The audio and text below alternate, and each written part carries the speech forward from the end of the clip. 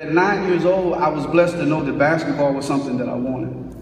And for me, it was a way out. It wasn't something I just wanted to do, but it was something I felt I needed to do. And it's sad in a way because I didn't see a future.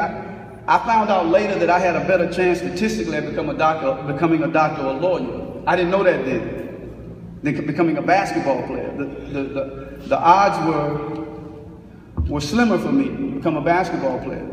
But I knew that this is something that if I was going to make it as a 9-year-old, I said, this is something I gotta make it. There's no B or C option for me. It was only A. And I put all of the weight of my family on my back, you know, because if I didn't make it in basketball, that was it. Because I didn't have confidence in anything else. And I would have to devise different things in my mind to motivate myself. Sometimes I'm thinking about my mother. Sometimes I'm thinking about an opponent I don't know about. Sometimes I'm thinking about helping people. Sometimes I'm thinking about a family that I may have someday. And I always had to try to pull from these things. And it was very tough.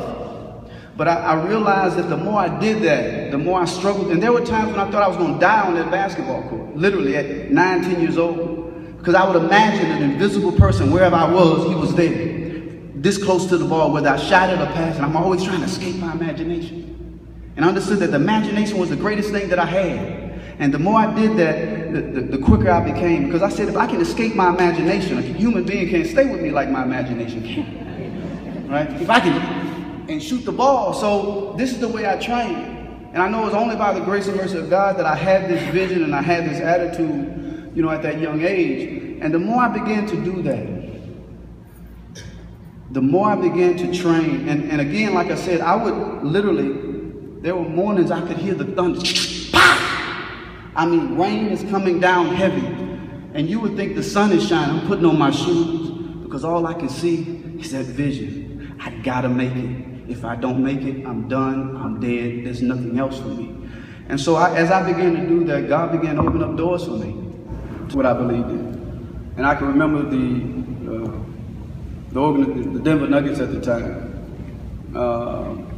when they start seeing me praying before games and things of this nature, kind of singled me out, started making it a little difficult for me. And without getting into so much details, they ended up inviting the media. I spoke my piece, spoke my conscience. And not too long after that, I was fine, but then they readmitted me into the league. But I knew from there that my career was getting ready to end because it's a slow process, especially after the success that I was having. And so they began, when I was traded to Sacramento, that year usually when I didn't play a game, they would come to me and say, why aren't you playing? That whole year, not 5 journalists came to me and asked me any question. It was like I was hands off to the NBA. My minutes declined. And I knew they were slowly trying to weed me out of the NBA. And it was basically because of what I stood for and my values. They would tell me I don't need to pray. They would get on me about my prayers. I would have it out with them. They would get on me about fasting during the month of Ramadan. And so for me, I guess you can call that religious racism. Yeah, but it was, and it just carried over. It carried over, and my career was never the same. And it was in my prime, but you know, I'm very grateful because everything happens for a reason. And I needed to go through that to be where I am today. So.